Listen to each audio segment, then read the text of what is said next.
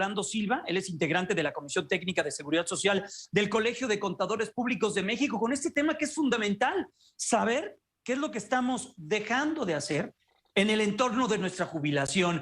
Rolando, primero te saludo y te doy la bienvenida. ¿Cómo te va? Muy buenas noches.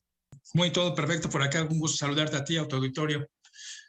Pues pregunta complicada, ¿no? Me parece que aquí habrá dos ópticas: qué estamos haciendo, dejando de hacer como país, y qué estamos o dejando de hacer, bueno, pues como trabajadores o como trabajadores con aspiración a una pensión.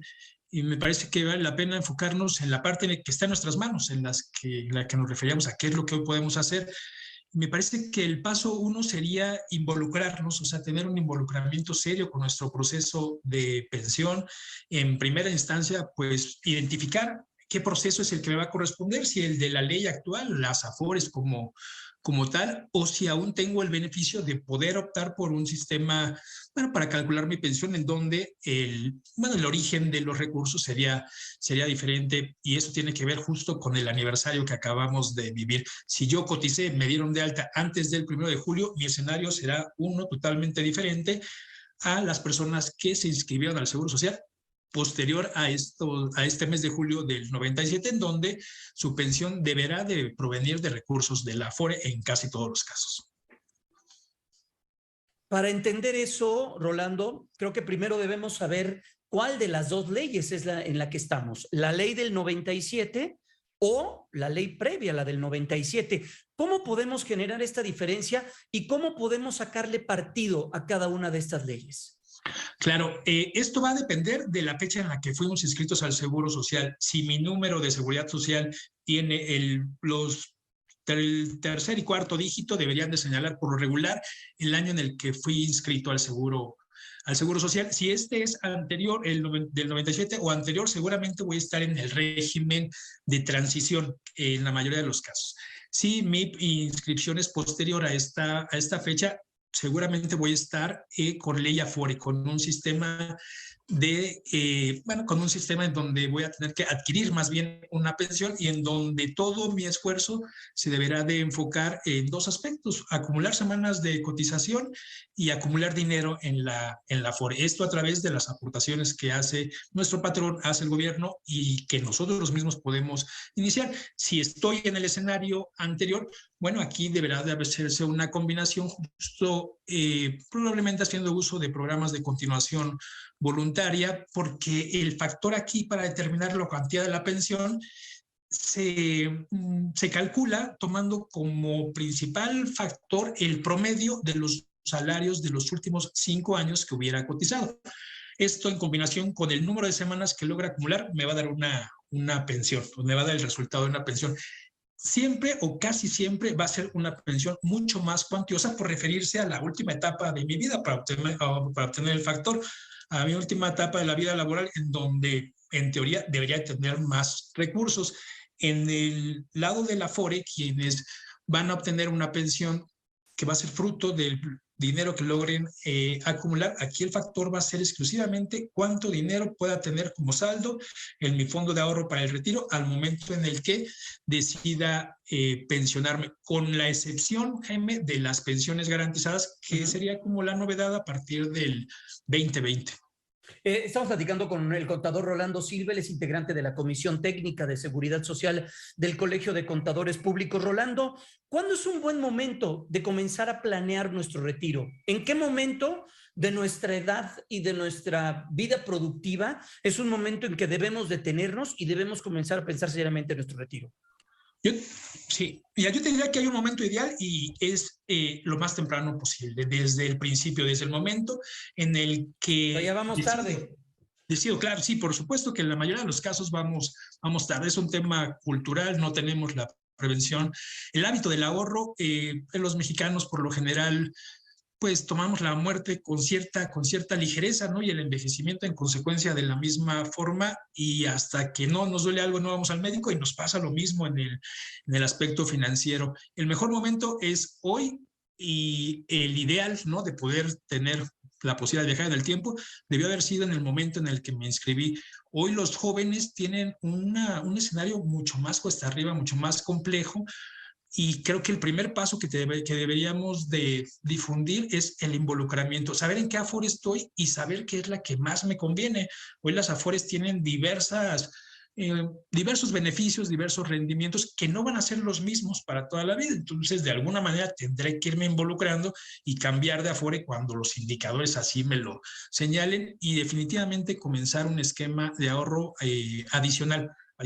Es aritméticamente imposible que quienes hoy están trabajando alcancen una pensión, llamémosle digna, con el solo depósito de las cuotas que obtendría trabajando. Forzosamente, si se aspira a una pensión razonable, diría Digna. yo, habrá que poner dinero de nuestro dinero para invertirlo en ese momento. Y mientras más temprano, mejor, para generar un efecto de rendimiento y de reinversión.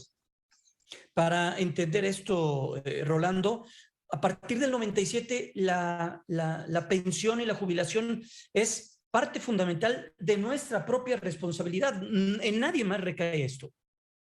Totalmente. El saldo de tu fondo de ahorro para el retiro debería de ser parte fundamental de tu patrimonio. En la mayoría de los mexicanos debería ser este orden.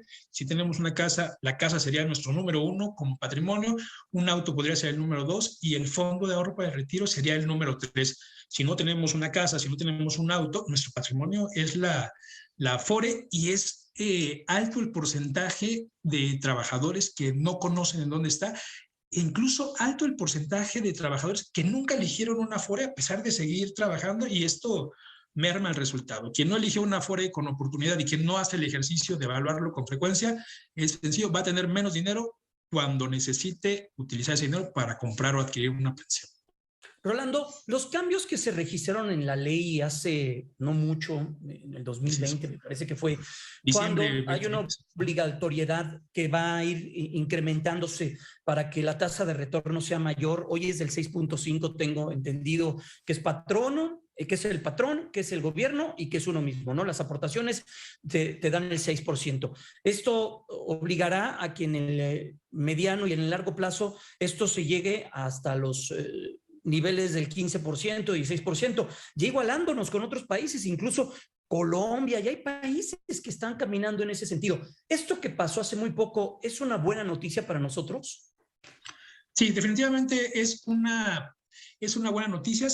Incluso se homologan o se limitan, podríamos comenzar a hablar de un tope en las comisiones de las Afores, que como dato cultural y que explica mucho la situación en la que estamos, comenzaron con un 13% sobre el saldo que teníamos en la Afore. Digo, eso era muy lógico, aritméticamente era claro que íbamos a terminar en ese sentido. Se incrementa gradualmente, vamos a ir ascendiendo a través de un transitorio hasta el 2030, en donde deberíamos estar alcanzando ya porcentajes cercanos al 15% del salario que se esté registrando ante el Seguro Social.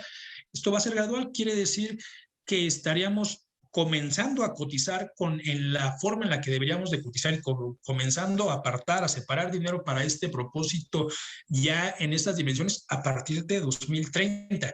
Hace falta mucho tiempo y veremos este efecto ya como parte integral de una pensión, pues 25 años después, 20 años después. La generación que está en el Inter debe de tomar medidas por su cuenta propia. Adicional este porcentaje que se incrementa va, como muchas de las medidas actuales, totalmente a cargo del patrón. Efectivamente hay una parte del trabajador que no tiene gran modificación, una recomposición de las aportaciones que da el gobierno, las aportaciones sociales, que por la combinación de UMA y salario mínimo prácticamente se queda fuera de la ecuación y es el patrón el que recibe la mayor carga. Entonces habrá que estar atentos a tener un salario correctamente registrado y a cotizar, ¿no? A evaluar este tema y sobre todo a ser conscientes de que un poco más de efectivo a cambio de un programa, de un respaldo de seguridad social, no siempre va a ser buena idea. De hecho, difícilmente sería buena idea. Por último, y algo que no está dentro de nuestra cancha como usuarios de los sistemas de ahorro para el retiro, ¿qué ves en tema que tiene que ver con las comisiones? Y esto que ha sido muy polémico. De hecho, la competencia fue durísima entre las Afores, se peleaban entre los consumidores, luego te cambiabas de Afore, ni sabías. Todo eso ya ha cambiado, ya hay, tengo entendido, el número de Afores quizá todavía se pueda reducir un poco más. ¿Cómo ves todo lo que está alrededor de las comisiones, que ha sido y ha generado una gran polémica? Sí, mira, el tema de las comisiones en un principio, creo que todos lo podemos decir con claridad, era un costo abusivo, ¿no? Abusivo, sobre todo cuando se estaba generando un saldo que pretendía incrementarse. Hoy tenemos regulación que hace un tope con una referencia a un promedio de algunos países que se asumieron como comparables. No sería gran problema la comisión que fuera si el rendimiento fuera mucho mayor. O sea, si me estás generando una comisión del 2% y mi rendimiento es 1, es exageradamente caro. Claro. Si mi rendimiento es de 5 y la comisión es de 3, pues bueno, ¿no? Estamos hablando de un tema distinto. Al final del día mi saldo va a crecer. Creo que habría que enfocarse más en la movilidad, en la flexibilidad de estas inversiones, sin descuidar, por supuesto, el riesgo para que se hiciera lo que se tiene que hacer con ese dinero, que es generar rendimientos. Imaginemos que es dinero que está disponible por un periodo muy largo de tiempo.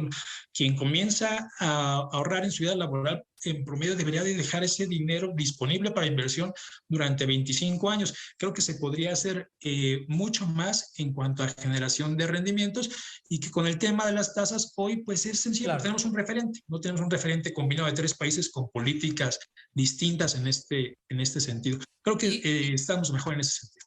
Y por último, también utilizar, yo sé que la necesidad es mucha, los momentos económicos que vivimos son complejos y bueno, pues las urgencias también tocan a la puerta sin previo aviso, pero intentar en lo menos posible tocar el dinero que tenemos ahorrado. Eso es lo mejor, sí. Ese es lo mejor que podemos hacer, ¿no? Para nuestro retiro. Ya si no estamos aportando, ya si no estamos sumando, también va en detrimento nuestro al final de esta historia sacar dinero por alguna circunstancia o algún problema que tengamos. Sí, totalmente. Hay 2 caminos para sacar dinero antes del definitivo, que sería una pensión o la negativa de pensión, y es matrimonio, en donde no es tanto el impacto porque no resta semanas de cotización, y el otro es la ayuda de desempleo, que además del dinero que financieramente no es tan favorable sacarlo, ¿no? Antes de que llegue a su plazo de conclusión, resta semanas de cotización, lo que podría ser la diferencia entre que pudieras tener una pensión garantizada o no la pudieras tener, o un monto diferente. Pensemos en esto: sacar dinero de nuestro fondo de ahorro para el retiro es como pedirnos dinero a nosotros mismos, pero nosotros mismos ya en una etapa de cuando seamos adultos mayores, quizá mucho más complicado. Si hoy nos cuesta trabajo con las condiciones, pues a lo mejor adversas que tenemos, cuando a eso se haya que agregarle el factor de una edad avanzada, va a ser mucho más complicado. Nos estamos pidiendo dinero a nosotros mismos cuando estamos en posibilidades de generarlo, siendo que ese dinero tiene como destino cubrir nuestras necesidades, cuando por el mero paso del tiempo sea más complicado hacer esto mismo. Habrá que dejarlo como último recurso, y en caso de que sea necesario, que seguramente lo será en muchos casos, ver la manera de resarcir estas semanas a través de un trámite. Me parece que hay la forma de hacerlo. Es un trámite un tanto más engorroso, pero podría restituir las semanas que se restaron por este retiro. Bueno, pues muchas gracias al contador Rolando Silva, integrante de la Comisión Técnica de Seguridad Social del Colegio de Contadores Públicos de México. Y sí, muy importante, por supuesto, los comentarios. Y también hay que tener en cuenta que esencialmente la responsabilidad de la cultura financiera y de lo que recae sobre nosotros es para tener un digno retiro, con dinero. Qué mejor que sería con salud, qué mejor sería con lucidez, trabajo y con todo lo que está alrededor. Si no, hay que irlo preparando y hay que irlo pavimentando. Vamos a ir a la pausa comercial y vamos a regresar con